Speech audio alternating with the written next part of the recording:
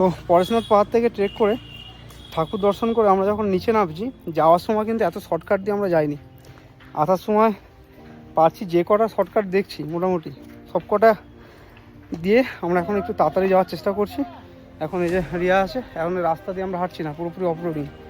এই যে শর্টকাট রাস্তা, আর এই রাস্তাটা এখান থেকে ওই যে মেন রোডে গিয়ে মিশছে, তো সেখানে যাচ্ছি আমরা আস্তে আস্তে।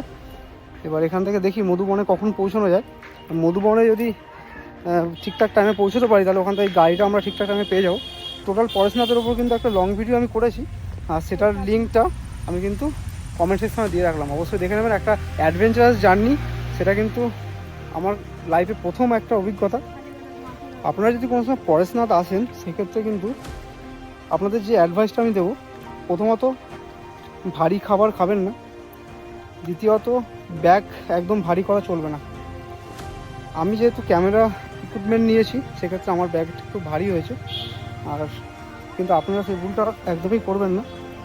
আর এখন আমি পুরোপুরি অফরোডিং করছি, আর যাওয়ার সময় যেভাবে লাঠিটা আপনাকে সাহায্য করবে সেরকমই নামার সময় ওই লাঠিটা কিন্তু আপনাকে সাহায্য করবে। তো এই লাঠিটা কিন্তু একদম মাস্ট।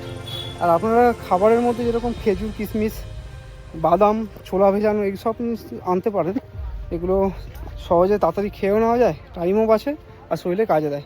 আর দুটো ওআরএস অবশ্যই আনতে হবে, আর ওআরএসটা আনতেই হবে। ওআরএস এনে যদি আপনি জলের মধ্যে গুলে নেন সেক্ষেত্রে অল্প টাইমের মধ্যে আপনার এনার্জি বুস্ট হয়ে যাবে। তো এই কটা জিনিস অবশ্যই আপনারা মনে রাখবেন এই ট্রেকিংটা আজ থেকে।